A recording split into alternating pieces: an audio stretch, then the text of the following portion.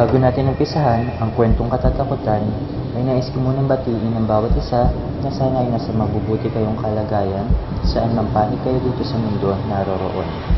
Nais ko na ipabatid na ang kwentong matutunghayan ay hanggang mula sa totoong buhay at karanasan. Now with no further ado, let's start and be scared.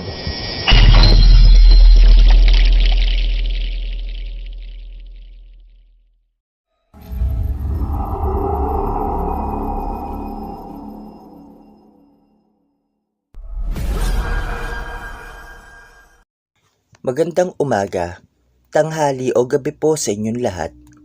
Lalong-lalo na po sa mga bumubuo nitong Pinoy Creepy Tales, sa lahat ng admin at sa ating narrator na si Boss Giancarlo.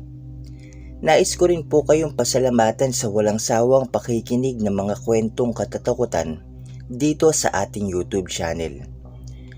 Tawagin nyo na lamang po ako sa pangalang Tomas mula sa Visayas.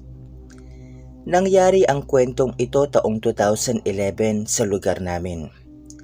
Ang karanasang ito ay hinding-hindi ko makakalimutan dahil muntikan na akong mamatay noon sa kamay ng mga aswang.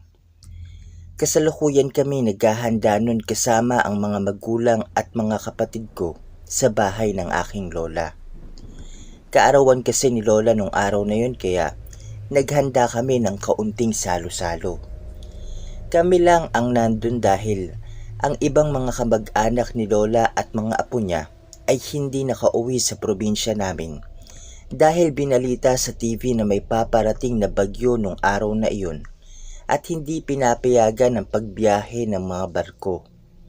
Siyempre, dahil kaarawan ng lola ko, sinigurado namin na mag-e-enjoy siya sa kanyang araw. Nagrenta rin kami ng videoke dahil kahit patanda na si lola ay hindi pa rin nawawala ang ganda ng boses niya at mahilig pa rin itong kumanta sa kabila ng kanyang edad. Bumili rin ako ng cake at ako mismo ang nag-design. Mga inumin, prutas at syempre hindi mawawala ang bulaklak ng lamesa. Yan ay ang lechong baboy. Hindi naman po kami mayaman mga ka-Creepy Tales. Sakto lang ang estado namin sa buhay. Nang nakahanda na lahat ng mga pagkain sa mahabang lamesa, ay nagdasal muna kami at pagkatapos ay kinantahan na namin si lola nun ng happy birthday. Mababakas ko sa mukha ni lola ang saya sa ginawang pagsorpresa namin sa kanya. Pagkatapos ng kanta, ay kinuha ko ang cake at inilapit kay lola upang hipan niya ito. Bago niya hinipan ay nakita kong ipinikit muna niya ang kanyang mga mata at saka humiling. Binati namin si lola nun sabay-sabay at halik sa kanyang pisngi. Mahal na mahal ko kasi si lola dahil siya ang nag-aalaga sa akin noong bata pa lamang ako sa tuwing wala ang mga magulang ko. Habang kumakain kami ay napuno ng tawanan at hagikikan ng kusina nila lola. Minsan pa nga ay tumatalsik yung pagkain galing sa bunganga kapag napasobra ng tawa. Sobrang saya naming lahat nung araw na yun. Nang matapos na kami sa pagkain ay sinimulan na namin ang inuman at kantahan. Una naming pinakanta si lola dahil siya naman ang may kaarawan. Ang kinanta ni lola nun ay Olivia. Nakalimutan ko lang kung sino ang kumanta. Basta sa tuwing kumakanta si lola ay iyon agad ang uunahin niya. Nung kabataan ni lola ay palagi siyang nananalo sa mga patimpalak na ginaganap sa aming bayan. Minsan din ay kukuhanin siyang tagakanta para sa mga event gaya ng kasal, guest singer, sa mga iba't ibang klaseng okasyon. Sayang nga at hindi ako nagmana kay lola na magaling kumanta. Sintonado po kasi ang boses ko at hindi nyo talaga magugustuhan kapag kumanta ko. Nasa labas kami ng bahay noon ni Papa at ni Kuya nagiinuman samantalang habang sila Mama, yung mga kapatid ko at si Lola naman ay nandoon sa sala abala sa mga pagkanta. Katatapos ko lang noon inumin ang kalahating baso ng alak nang bigla akong kalabatin ni Kuya. Itago na lamang po natin siya sa pangalang room. Pati si Papa ay kinalabit niya rin.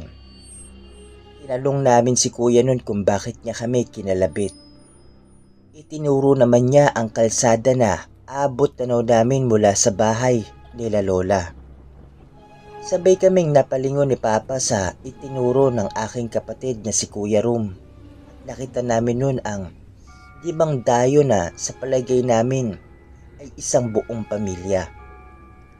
Tinanong ko si Papa nun kung bakit kaya may dumayo sa malapit sa lugar namin.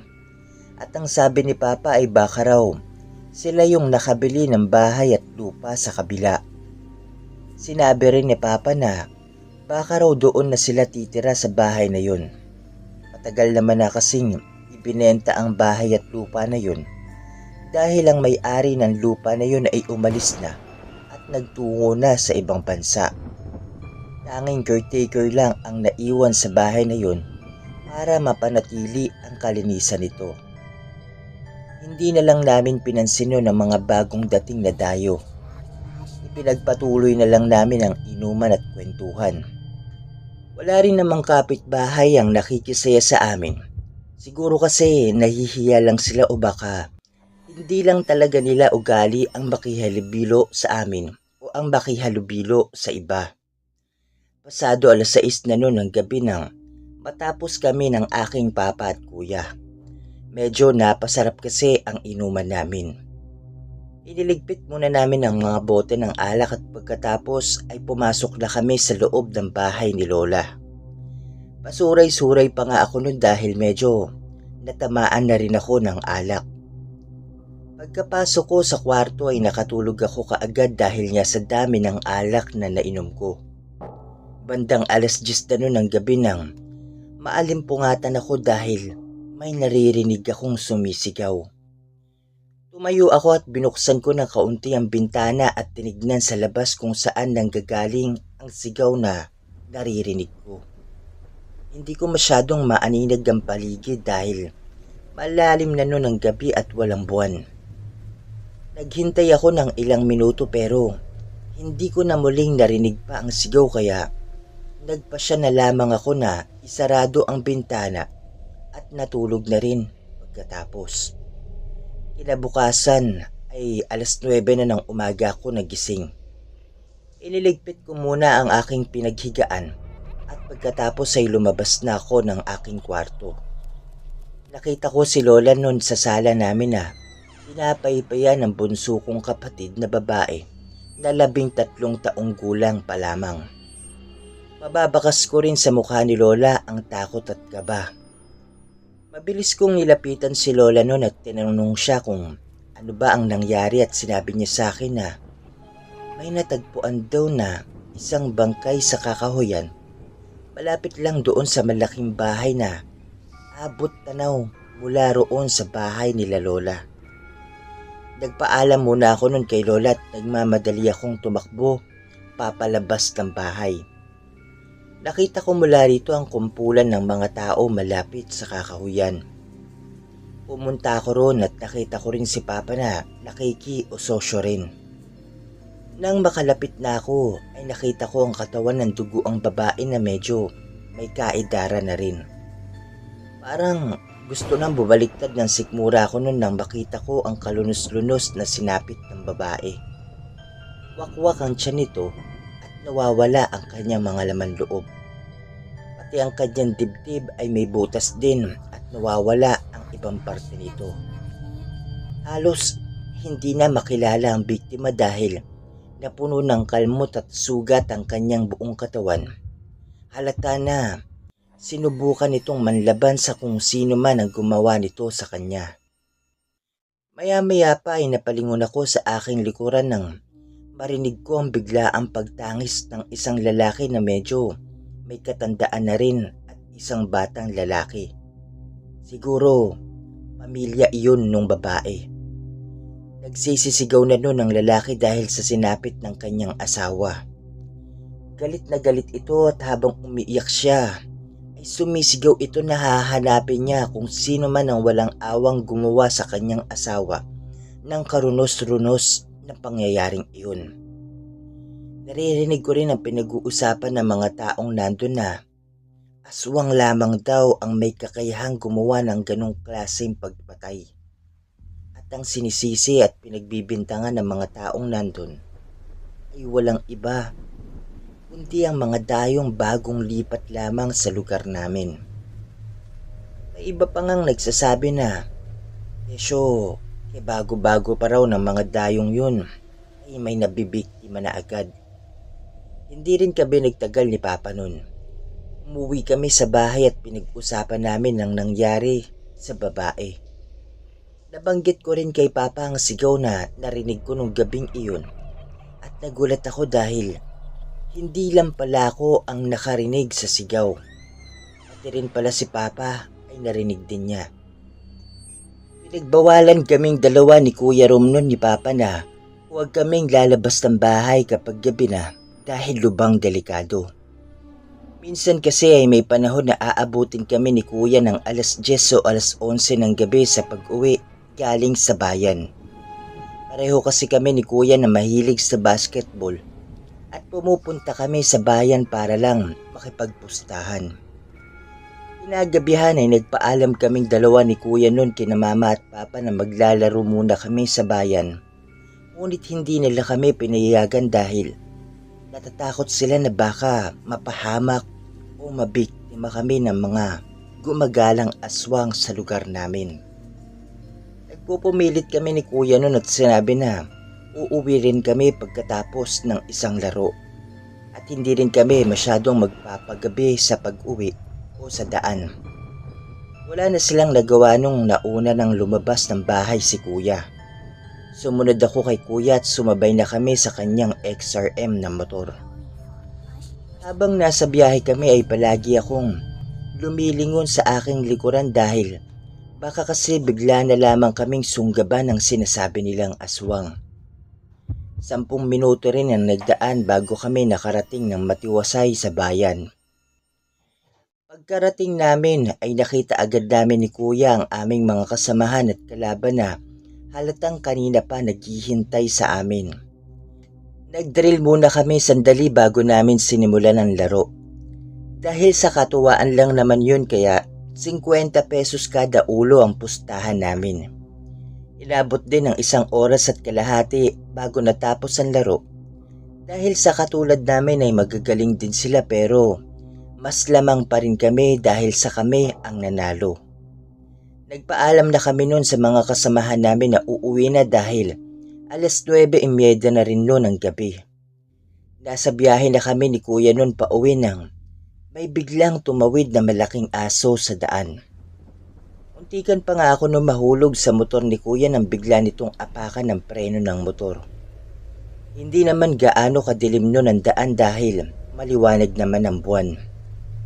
Inilibot ko noon ang aking paningin sa palibot at hinanap ang malaking aso. Laking gulat ko na lang nang bigla ako nitong luksuhan. Napaigik ako sa sakit nang mahulog ako sa motor ni Kuya at nakapaibabaw na sa akin ng napakalaking aso. Nanlilisik ang mga mata nitong nakatingin sa akin at tumutulo naman ang malagkit nitong laway sa pagitan ng kanyang matutulis na mga pangil. Maya-maya lang ay pinagkakalmot na ako ng malaking aso. Sumigaw ako ng malakas nang bumaon sa aking braso ang matutulis na kuko nito. Sumigaw ako ng sumigaw nun ng tulong. Nakita ko si Kuya na pinaghahampas niya ng kahoy ang malaking aso. Dahil sa ginawa ni Kuya ay lumingon ito sa kanya at bigla siya nitong sinunggaban. Mas lalo pa akong nahintakutan dahil sa unti-unting nagbabago ang anyo ng naturang aso. Naging isa na itong tao. Sumagi naman sa isipan ko nun na baka yun na ang sinasabi nilang aswang. Kahit masakit ang braso ko nun, ay mabilis akong tumayo at tinulungan si Kuya. Pinulot ko ang malaking bato sa gilid ng daan at buong puwersa ko itong ipinukpok sa ulo ng aswang. Nagpakawala naman ito ng nakakatindig balahibong alulong bago natumba. Pansin namin nun na hindi magtatagal ay susugod na sa amin ulit ang aswang kaya mabilis kong tinulungan si Kuya nun na makatayo sabay sakay sa motor at mabilis itong pinaharurot pa uwi. Muntikan pa nga kami ni kuya nun na bumangga sa malaking kahoy dahil sa sobrang bilis ng kanyang pagmamaneho. Pagka-uwi namin ay sobrang nag-aalala ang mga magulang ko pati na rin si Lola. Umiiyak pa nga si Lola nun at si Mama dahil sa nangyari sa amin. Tinanong nila kami kung saan namin nakuha ang tinamo naming mga sugat, kaya ikinuwento namin ni kuya ang buong pangyayari. Nang gabing yun ay pahirapan ako sa pagtulog dahil sa humahapdi ang aking mga sugat sa aking braso. Palagi ring naglalaro sa aking isipan nun ang nangyari sa amin ng aking kapatid. Gumawa ko ng paraan nun para makatulog ako. Nakinig ako ng iba't ibang musika hanggang sa nakatulog na rin ako.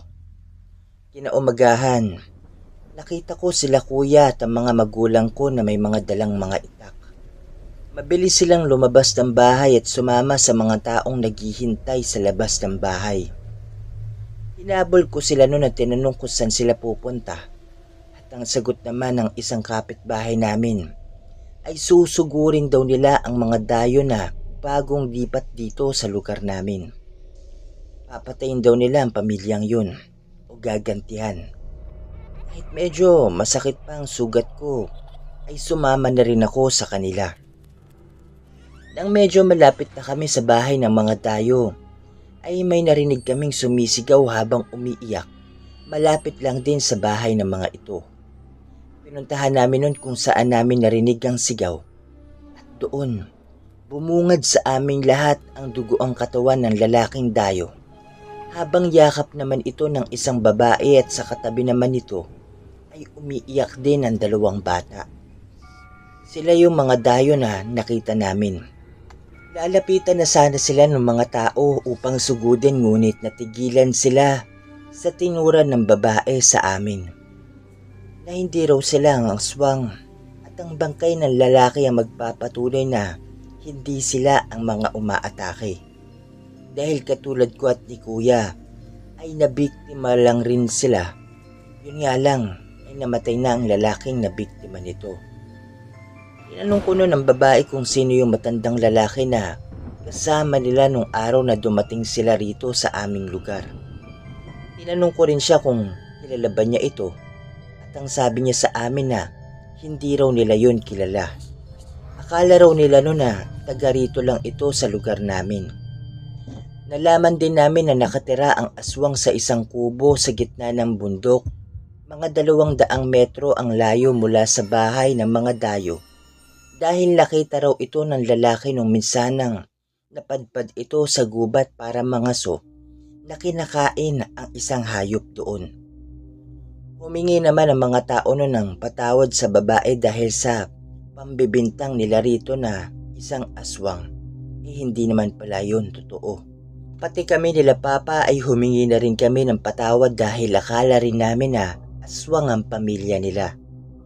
Nang malaman ng mga tao kung saan nakatira ang aswang, ay kanila itong sinugod sa gitna ng bundok. Isang oras din bago sila bumalik at ang sabi nila, hindi na raw nila ito naabutan pa. Tanging mga nabubulok na bituka na lamang daw ang naiwan sa loob ng kubo ng matanda. Pero bago raw sila umuwi, ay sinunog muna nila ang kubo nito. Simula nung araw na yun, ay wala na kaming natagpo ang bangkay ng tao sa aming lugar. Naging payapa na ulit at wala na mga pamiminsala o panggagambala pang nangyari muli.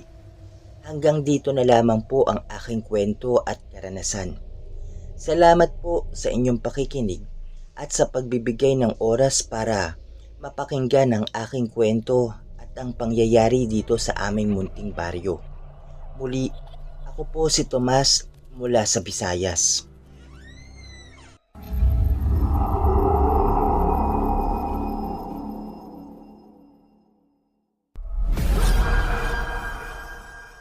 So bago po natin tuluyan tapusin ang video na ito, isang mabilisang shoutout po muna muli sa lahat ng mga nag-comment sa ating last update. Umpisahan na po natin. Shoutout po to these following people. Hello po kay Mr. Rosel Doria, kay Miss Marites Guevara, kay Miss Christine Olzon na ating masugid na tagapakinig at taga-suporta mula sa Sweden. Maraming salamat po. Binabati ko rin po syempre si Miss Vanessa Apilat Galia, si Miss Teresita Sayron, si Miss Ophelia Yasin, si Miss Janet Verga, si Miss Sweetie Montaner. Maraming salamat po sa inyo. Hello din po and shout out kay Miss Jude's Evening Star, kay Boss Jmar Bellarmino ng Hong Kong, kay Miss Marichelle de Guzman, kay Boss Darby Pexon. Maraming salamat po sa inyo. Binabati ko rin po syempre si Miss Filipina Palsario, si Miss Tez Lazo, si Miss Maria Fumoto ng Osaka, Japan. Nakasamang nakikinig ang kanyang auntie and cousin. Pa-shoutout din po daw kay Miss Vicky Lu ng Singapore o kay Miss VL. Ayan, maraming salamat po. Mag-iingat po kayo dyan sa Singapore kay Miss Vicky Lu. Thank you po sa support at pakikinig nyo dito sa ating PCT channel. Ayan, binabati ko rin po syempre si Miss Marites Guevara, si Miss Elaine Almera, si Miss Rhea Remorosa Cabanilla, kay Miss Annie Abdullah ng Singapore, kay Boss Kenneth Jones A. Nicolas na naghihintay sa part 4 ng kwentong Encuentro. Sa ngayon boss, wala pang update si Sender Anthony dahil marami daw talaga siyang ginagawa sa trabaho. Pero inuumpisahan na daw niya yung part 4. So hintay-hintay lang tayo. Kahit ako din gusto ko nang matapos o gusto ko makapag-update na dun sa mga nangyari sa kanya. Kasi ang ganda talaga ng kwento. Ayan po. Binabati ko rin po syempre si Miss Flor de Liza Tarnate, si Miss Alessandra Soledad na nakikinig mula sa Imus, Cavite. Maraming salamat po sa inyo. Binabati ko rin po syempre si Boss Black Family na nakikinig mula sa Australia, si Boss Beltran Dalen Jr., si Boss Castro Family, si Boss John Reniel Zacate, si Miss Aileen Doroteo, si Miss Wani Rosero. Maraming salamat po sa inyo. Ayan, hello din po. And shoutout din po kay Miss Anlin 30, kay Miss Sarah King, kay Boss Bobby Ongsueco. Sana po hindi kayo magsawang suporta na tangkilikin itong PCT channel. Yan, binabati ko rin po syempre si Miss Ava Elaine Soledad, si Miss Teresita Saironi, si Boss Austin Taguba. And maraming salamat po boss sa pag-subscribe dito sa ating PCT channel. Maraming salamat po. Mag-iingat po kayo dyan sa inyo nakikinig daw siya habang nagtatrabaho at hindi naman daw naiintindihan ng mga Chekwa. Sabi yung Chekwa boss, Austin, China ba yan? O baka Hong Kong o Japan? Chekwa kasi Chinese yun, di ba? Pero maraming salamat boss Austin Taguba, mag-iingat ka po. And salamat sa suporta dito sa PCT channel. Ayan, binabati ko rin po si Boss Jeffrey Bersabal, si Miss Iris Tachibana ng Yokohama, Japan, si Miss C. Jurstin, si Miss Tez Lazo, si Miss Angels L, si Boss I. Jojo 12. Maraming salamat. Hello din po and shout out kay Miss Sweet Lady Centeno, kay Miss Teresita Sareno, kay Miss Mary Azelar, kay Miss Roda Rivera, kay Boss Jory Sevano. Maraming salamat. Kay Boss Danilo Dorado na nakikinig din sa ating mga kwento ibinabahagi dito sa PCT. Thank you po. Binabati ko rin po syempre si Miss Linda Lynn, si Miss Johnsil Alviola, si Miss Christine Olson, si Miss Sweet Lady Centeno, si Miss si Boss RJ Bauer, si Miss Secret Love and Life Confessions. Kung gusto nyo magpahinga sa mga kwentong katatakutan, punta lang kayo sa Secret Love and Life Confessions. Pwede kayo magbahagi ng mga karanasan nyo sa buhay, buhay pag-ibig. Yan, punta lang po sana mag-subscribe din kayo sa kanila. Sana supportahan din po natin yung iba nating Tagalog horror channel, yung mga narrators. The 3 AM Encounter, Creepy Shinigami, Disturb Spirit, sino pa ba? Tilaok Stories, Haplos ng Nginig ni Miss Joanne, o Panaghoy sa Dilim ni Miss Joanne na ating co-narrator ko, admin dito. Konti na lang magwa 1,000 subscriber na siya. Sana masuportahan din natin. Ayan, yung mga channel na pwede nyo suportahan nakalagay po dito sa ating description nitong video. Binabati ko rin po syempre si Miss Verna Asidera. Maraming salamat po sa inyo. Kay Boss Donato Dumagit, kay Miss Rowena D.S. Velasco, kay Miss Sarah King, kay Miss Sexy Lorin, kay Miss Remely Kaskayan, kay Miss Anlin 30, kay kay Boss Eris Crib Horror Tales na isa ring Tagalog horror channel. Sana po suportahan nyo. Kay Miss Tez Lazo, kay Miss Mary Azilor, kay Miss Rosella Doria, nabati na natin. Maraming salamat po. At hello din po syempre kay Miss Nadine Usman, kay Miss Doris Rivera, kay Miss Linda Lin, kay Miss Annie Abdullah ng Singapore, kay Miss Wences 666. Yan, thank you po sa inyo. Kay Miss Elena Bonita at kay Miss Sarah King. Kung may nakaligtaan man po ako dito sa shoutout natin, pasensya na po. At babawi po ako sa susunod dating update bukas. Yun po yung may shoutout. Yung mamaya po puro kwento lang para mamayang gabi. Sana po maabangan at mahintay ninyo. So, dalawang update po yung gagawin natin ngayon sa araw na ito. So, mag-iingat po tayong lahat mga ka-Creepy Tales sa bagyong Ulysses, yung mga tinamaan ng bagyo, yung binaha. Sana po nasa mabuti kayong kalagayan, nakalikas kayo maaga pa lang at hindi kayo inabot ng baha o yung bahay nyo. So, yan po, nakakalungkot lang kasi ang dami talagang naapektuhan itong bagyo to. Sabi mahina lang daw pero lintik, ang lakas. So, magandang araw po sa inyo at God bless you all po mga ka-Creepy Tales. Maraming salamat sa mga nakikinig at makikinig pa lamang. Nakalagay sa description box ang email kung saan pwede kayong magpadala ng mga nakakatakot na karanasan at kababalaghan. Huwag po natin kalimutang mag-subscribe, i-share at i-like ang video. Comment down below para sa mga shoutouts sa next video. Until next time everyone, happy Creepy Tales!